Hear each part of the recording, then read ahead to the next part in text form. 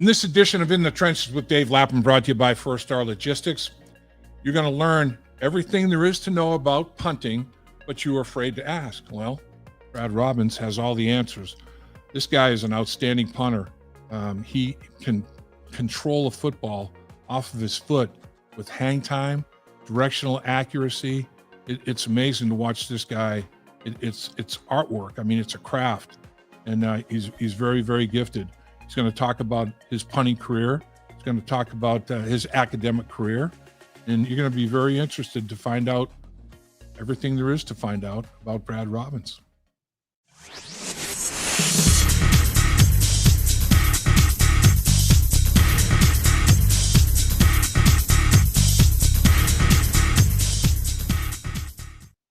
Thanks for joining us, as always, in the trenches with Dave Lapham, brought to you by First Star Logistics in our outstanding studios. And we have a guest today that you're going to really have some fun with. You're going to really appreciate this guy. Brad Robbins, punter, University of Michigan, 6th-round selection by the Cincinnati Bengals. And this guy has a leg. There's no question about it. Welcome to the show, Brad. Thank you. Appreciate it. Thanks for having me on. It's an honor, Absolutely. A privilege. I appreciate it. Oh, it's our privilege. So, I mean, when you were a kid growing up, I'm sure you played you're a very good athlete. You played all kinds of sports. I know you played football and soccer in the fall growing up. You played basketball in the winter, and you played baseball in the summer. And you were a pretty darn good baseball player. Did you think your future might be in baseball early on? That's right. Definitely thought I was going to be a baseball player. Sometimes still think I am, I was kind of later when I was going to college and deciding where to go. I'd committed to University of Nevada at first with Coach Polian, and I was going to try to do both there and potentially play baseball as well. But, their coaching staff ended up not re-signing and went their separate ways. And after that, I opened up recruitment, went to a couple kicking camps, and figured, University of Michigan was a perfect spot to land for me. Boy, when Michigan extended the offer, it didn't take you long to accept that, I bet, huh? No, I didn't even visit before I accepted it. I was like, it's gold as far as, academics, as far as prestige, the school reputation, and as far as the football program. And then really what sealed the deal, I committed without going there, and then I went on a visit after I committed, and that really just sealed the deal, is how great the people are up there and how well they treated me. And it's definitely a spot where everything's earned, not given. Don't care who you are, where you're from, what's going on. If you can play ball and you earn your way and earn your spot, you're going to be able to play. So you decide to go to University of Michigan. Both your parents are Ohio State graduates. You're from Westerville, Ohio. What was it like in your household when you said, I'm going to be a Michigan Wolverine? Yeah. So I was pretty excited as, 17-year-old kid getting ready to go to college. And as soon as I committed, I came home and played the fight song. I had a speaker every time I'd go shower and stuff. And, I was blasting the fight song over and over again. And I think my parents were taken back by that. And they were saying, hey, we got to ease into this. And it wasn't the easiest turn for them, but definitely as I got there and progressed in my career, I think I flipped them to the right side. So your dad, Eric, was a former punter himself, and I was reading that your Pee-wee football coach was looking for a punter, and your dad said, geez, why don't you, take a look at my son? And the first punt you hit was like a 38-yard spiral or something like that. That was like a perfect punt. Did your dad, at what age did your dad have you out there punting the football? That was the first time. He was a punter, obviously, and he didn't ever have me in the backyard. I always saw him punt, and he would pay kids $1 in our backyard or wherever we were. And we had a football. He'd pay kids $1 if they could catch him. He was hitting those high-hanging spirals. So I always knew he could do it. And just kind of watching him, like my first punt ever, I wasn't dropping one-handed. I was kind of like the classic two-handed drop, how they used to do it. And that's how he kind of taught me how to do it. I was asking him what to do during that Pee-wee practice. And he's like, here, drop it this way.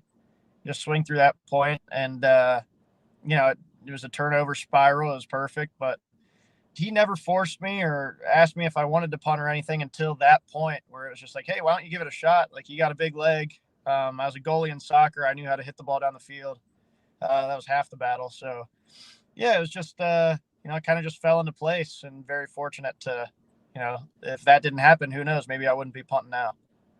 So you were a goalie in soccer. You were a punter in football. Did you play any other positions in football? And what about basketball and baseball? What positions did you play as an all-round athlete that you were or Yeah. are?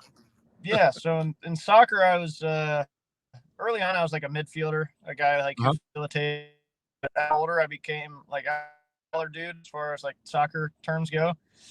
So I'd play like center back or like left back, and then I'd play a little bit of goalie. Not so much in high school, but yeah. So football, I obviously punted, kicked, played a little bit of receiver, a little bit of safety. As I got older in my high school career, was just started to focus on punting and Sure. kicking a little bit more. Baseball, I was a utility guy, but I played U8 through 18 travel ball. I was a middle infielder. I pitched. I was an outfielder. I could run. I could catch. I really played everything at least, a handful of times, except for catcher. I didn't play catcher. Basketball, I was a shooter, like really anywhere from like a 2 to a 4 position. And just depending on what set we had and what kind of guys were in at the time. But I was either like a 4 or a 3 mainly. So you go to Michigan after your high school career, and Harbaugh is your head coach, and the Harbaughs obviously are very, very serious about the kicking game, special teams, dictating field position, all that kind of thing. How much of a blessing was it to work with Coach Harbaugh, and then kicking in? Here you are in the Midwest with the Cincinnati Bengals still. How big of a factor or how big a plus is it having dealt with the same type of weather conditions growing up? I mean, from a youth all the way through your collegiate career, here you are in the National Football League dealing with the same stuff, but you've dealt with it your whole life. Right. Just the first part of the question was about Coach Harbaugh in Michigan, correct? The being fortunate to play underneath him and understanding, and it was really good. I learned a lot, and we had him and Coach Weiss the past 2 years too. Was a situational football coach, right? So taught us about a lot about different situations with the Bengals. We call it something else, as far as like Mayday type situation, and just I got to learn the ins and outs of the game, right? Coach Harbaugh was a quarterback. I just got to learn a lot from an offensive mindset. So I wasn't just learning special teams from Coach Jay Harbaugh as well, but I was learning the whole game from Coach Harbaugh and Coach Matt Weiss, which was, I feel like, a blessing. The ability to understand just the game as a whole is awesome. And then Coach Harbaugh is obviously a quarterback, so anytime we punt, that's a loss. So he was, he would give me an attaboy every once in a while, but I could hit a 70-yard punt, and it still feels like a loss a little bit just because we're punting the ball, right? But yeah, and then the second part to that is just dealing with the conditions. It's kind of second nature at this point. You grow up in all this stuff. Right. And it's really your ability to adapt is the biggest thing. And I mean, there's no such thing as beating Mother Nature. If the wind's blowing one way, you shouldn't fight physics and go against it, So the ability to adapt and adjust your drop and adjust which way you hold the ball for the kicker and all that kind of stuff is just, it's something that's going to benefit us in the long run. I feel like these Midwest type teams, specifically like the AFC North, right? A lot of guys who grow up in those conditions and play in those conditions often fare well in those type of environments. But yeah, definitely fortunate to have grown up in this Midwest area and ended up with this team to be able to, tackle those conditions and not only, go through them, but make them my strength. No doubt about that. So on draft night, you get a phone call from the Cincinnati Bengals, and you were convinced it was a prank. Take us through that. What was it like when you got the call from the Bengals, and in your mind you thought, man, this is my friend. I'm getting pranked here. What was that all about? Yeah, so I was treading carefully. I have a lot of friends in Cincinnati, and they went to UC, and I know they have my number. Right. I wouldn't put it past them to, maybe play a prank in that kind of way. But what stemmed that was like Moody and his girlfriend had just played a prank the night before on his parents, where he had his girlfriend call him or something like that, and was like, "Oh, I'm getting a call from like whoever it is," and the Right. parents are like freaking out. And then 5 minutes later, he's getting an actual call in the third round, and like, so in my mind, I'm like, maybe he's pulling the same prank. Maybe someone else is doing like there's a lot of different things you can do with the phone that'll make it seem like you're getting a call from a 513. So I was treading carefully and seeing who it really is. And it kind of came off as sarcastic, but I just felt like I was, treading carefully as to who I was actually talking to, addressing the correct names, and trying to get them to reaffirm that that's actually them, But yeah, and then I saw my name pop up on the TV, and by the end of it, I was like, that was real. So that's good. That's good. That's a good thing. So it was pretty funny. That is pretty good. You mentioned Jake Moody. You guys were a 1-2 punch, obviously, punter and place kicker. The second tandem taken in the same draft in the last 40 years. I mean, that's a heck of an accomplishment to have a tandem selected like that. What does it mean to you guys? Yeah, definitely something we wanted to achieve as a group. Once Moody came in, he was a year younger than me. And we had a really gifted room overall. We had Cheeseman, who's a snapper for the Commanders now. We had Nordine, who's had a stint with the Patriots. And we had Will Hart, who was above me. He was All-American. And I think he had a couple camp invites and stuff. We had a really gifted room with a lot of talent and just a lot of high drive to wanting to be the best, right? So the ability to learn from all the coaches and the ability to compete every day against those type of caliber guys and have those expectations on us, and mixed with, a guy like Coach Harbaugh, who's just super high drive and always wanting what's best for us, really, boded well for our future. That was always a goal. Like I said, like me and Moody had was, in our snapper, Wags, who's actually going to be coming out this year. He tore his ACL in game 3. We were trying to get all 3 of us drafted in the same year. That was our goal. And we were going to try to plead a deal with a team and see if all 3 of us could get on the same team. that was a dream. That was a dream a while ago, but it ended up working out the way it works out. And, it's such a blessing the way it happened, and quite an accomplishment being the, second tandem in 40 years. That is amazing. Well, your numbers, I mean, you're second in school history with your punting average during the course of the career, second in a single season with punting average. I mean, you're in all over that record book. But the thing that amazed me, you did not have one touchback all year long last year. 16 inside the 20-yard line, pinning them inside the 20. No touchbacks, being plus 16 there. 1/3 of your punts were fair caught because of that extraordinary hang time you have. Your hang time, your accuracy, your consistency, reliability.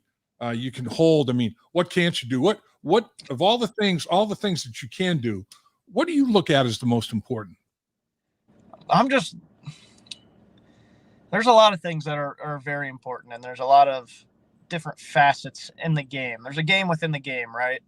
And it's always just learning how to get better. And now I'm underneath, Coach Darren and figuring out, what can I do to take the extra step? I thought I was a really high attention to detail guy coming into this facility and thinking, I can bring this, high attention to detail and help guys out who need it. And really it's a whole nother step of attention to detail with Coach Darren, and just the ability to be perfect every time. No one's going to be perfect, but I'm going to try my darn best to be perfect. Right. So just working on a different kind of philosophy and holding. We've tinkered with a couple different things, tinkered with stance and punting, to just little stuff, right? And just becoming more consistent and more, efficient, just becoming more efficient with my body's movement. I feel like will just be better for me and the team, right, in the long run. The better I am as a punter, the more, the better field position we're going to have as a team, and setting the defense up for success, right? So there's so many things that are important. It's really impossible to put one thing in front of the other, but, I'm measured by hang time, distance, and direction. So I'd say those are the 3 most important things in punting. Watching your hang time is something that automatically, first thing is, oh my gosh, man, the hang time is extraordinary. But then your directional punting, saw one practice. I saw you directionally kick with tremendous hang time about a half a dozen punts that all would have been within a hula hoop. I mean, they were all like right on top of each other, basically. I'm like, man, that is to be able to repeat like that. The repetition of excellence was the thing that stuck out to me. I mean, is that something that took time? Is it something that you had a natural gift for? What was it like for you? Yeah, I've been working on it for a very long time, trying to be perfect in direction and hang and distance, right? And a lot of that is just coming more and more into fruition. This year at Michigan, our long snapper went down, so we changed our scheme. So directional punting wasn't necessarily a huge thing, but the year before that and the year before that, directional punting, we're a pro style system. That was a big thing. Being able to put the ball where you want it, when you want it. But like I said, those high expectations definitely drive you to be a better player. As of now, like I said, underneath Coach Darren, just being more efficient with my body, talking about feet and setup and picking a target line. So I think a lot of it is like putting in golf. When you're putting, when you have like a 40-foot putt, you're not necessarily looking at the hole, and saying, yeah, I hope it goes kind of that direction. No, you're picking a target line, and you're picking a target line about, a couple feet in front of you, and you're going to hit that target. And if all goes well and those couple things that you're focusing on, the putt will be good in the long run. So really, I try to bring that philosophy into punting is picking out my target point and then drawing a line down to about 3 yards in front of me, right where I want to plant. And I know if I end up in that spot at that exact distance, I know everything is going to be all right. So Darren Simmons made the trip to have a one-on-one, interview and workout with you. What was that like? I mean, Darren obviously is serious about his craft, as a coach. There's no question about that. What was your impression of Coach Simmons after that experience with him? Yeah, I just like the way he coaches. He definitely pushes you to be better as a player. Definitely pushes for that perfection, like I was talking about, right? So my first impression of him was, this guy's really serious about, what he wants done and when he wants to do it. Specifically, I know he told me, like, hey, during one part of the workout, he was giving me situational parts of the game. Like, hey, we're up by X amount with, 30 seconds left. I'm going to tell you to hit this, expletive ball out of bounds. I want you to hit the ball out of bounds, Right. So he was asking me what I would do in given situations. I was telling him, and then we were bouncing ideas off of each other, and then we go execute based on what we agreed on. And it's collaborative. It's a really good relationship that's being developed. And just the ability to gain trust from him really means everything to me. Hard guy to really impress. You never know. Like he's pretty stoic as a personality. Not a whole lot of smiles all the time, but on film when you're kicking and punting and stuff, and you hit a good one, he'll give you a couple thumbs up. And I live for the thumbs up, man. I love the thumbs up. So that's what I'm looking for. I hear you. It is interesting how punters and place kickers, when you're in the National Football League, you have athletic ability, no matter what you're doing, or else you wouldn't be at the highest level of that particular sport. I mean, I played with a kicker, Jim Breach. He was like, all city, all state in high school, in basketball as a point guard, football as a quarterback. I mean, this guy was an athlete in center field and baseball. I mean, he was like all league at least in every sport. And then looking at your athletic background, I mean, all you guys are extremely athletic. I mean, it's punting. It's not just anybody pull them off the street and let them just go blast the football. And there's more than just trying to kick the ball as far as you possibly can. There's an art to punting the football, isn't there? Mm-hmm. Yeah. I would consider myself sneaky athletic. Not a lot of guys would know I could shoot or know I could hit a baseball. And, I had, one home run going into my senior year of high school. I had a wood bat home run, hit it out of a college park. It's like not many guys think a punter can do stuff like that, but there's definitely a knack for it and an art for it. I believe you have to like golf to be able to punt. It's the same process thinking. A lot of the books I read are, related to golf and the thought process and the mentality, the different shots in the bag, the process over outcome thinking, the way you line up your shots, the way you line up your feet. It's all very similar and definitely bleeds over to both sides. But yeah, it's just, I feel like, if I had any advice to younger kids, it's just play as many sports as long as you can. Don't be, don't be a pitcher only from U8 to U18. Like, go try out different positions, try out different sports, go try out different stuff. And it'll help you in the long run, not just, with that one thing, but it'll help you in every facet of being an athlete.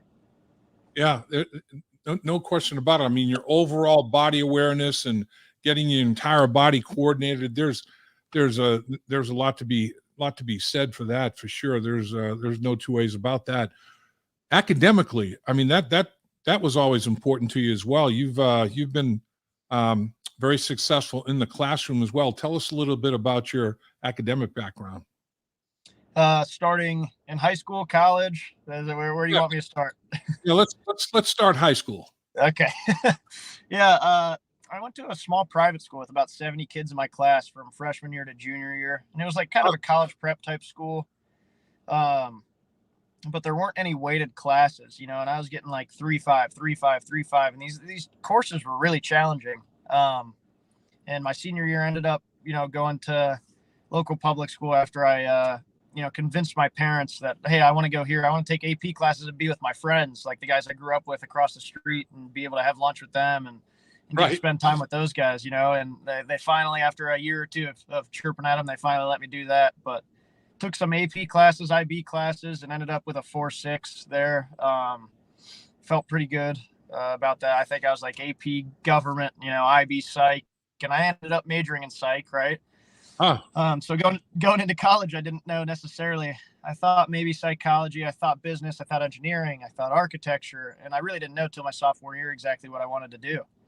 But the funny thing about that is after my freshman year, I get injured and go through an entire season of not playing and trying to figure out where my identity lies and who I am as a person, right? And that really just fascinated me to come out on the other side of that and say, man, I really want to work in sports psychology and be able to help people through injury and be able to help people who are maybe struggling on the field or off the field or whatever that is. So I decided to major in psych. I'm almost finished with my master's with it's going to be social work, an emphasis in leadership and development.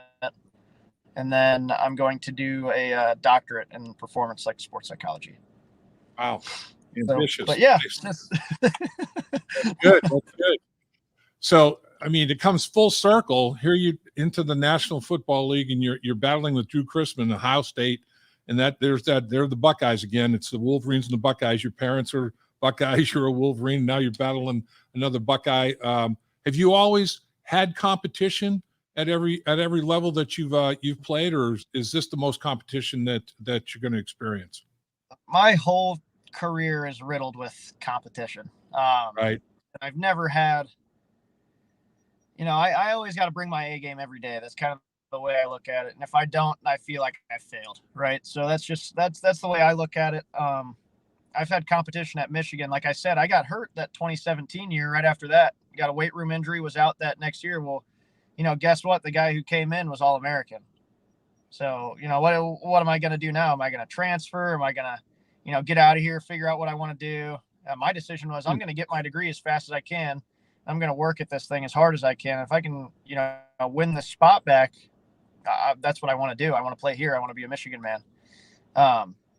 So I was kind of pressured. The trainers were saying, maybe you should medically retire. Maybe you should do this. Maybe you should do that. We need that scholarship type deal, right? And I was fighting through that and thought I was punting really well. So I forced myself back, kind of in that competition phase. And 2020, he ended up playing 2019, and I played the last couple games when we were doing like the rugby rollout style type stuff. Just like being an athlete and rolling out kind of like a goalie, I was able to hit that ball down the field far. Right. When we play teams like Ohio State, so we can just avoid the guy like Denzel Ward, right? So those guys running 4.2s off the edge. Like I'd much rather just go do something else, right? So, Right. kind of got my foot back in the door in that capacity. And then 2020, we split our reps. So he got open field punts and I got those end over end coffin punts, the inside the 20 punts, which I pride myself in being a strength of my game. And I was, with limited field position, was averaging like, 9 yards more. And at that point, we were going to Indiana in 2020, and Coach Jay and Coach Harbaugh said, "Hey, we're going to have you take all the reps this time." And went out, and I think I averaged like 53 with a net of 51, and just kind of cemented that job back into my hands, and felt pretty good.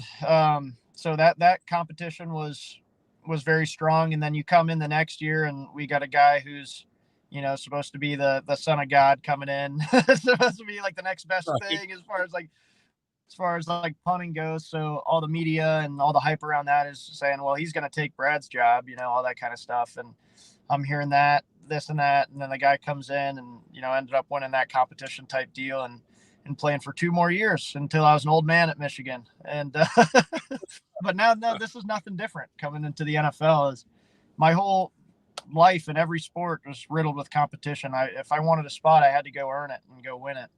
But no, I'm just really looking forward to it. And, Drue's a really good dude.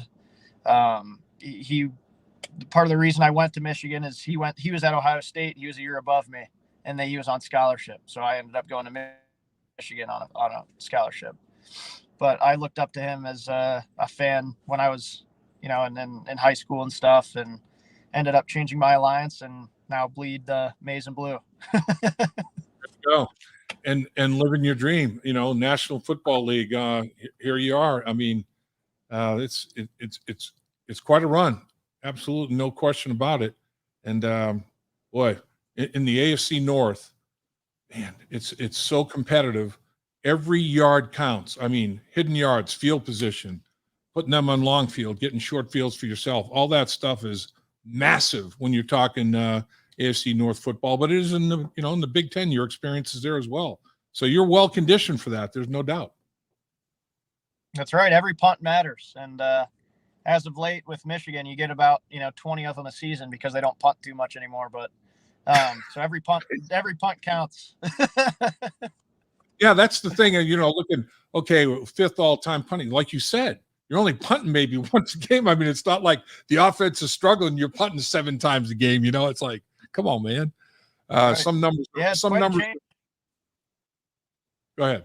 Quite a change. 2017, we were averaging, I think, 7.5 punts a game.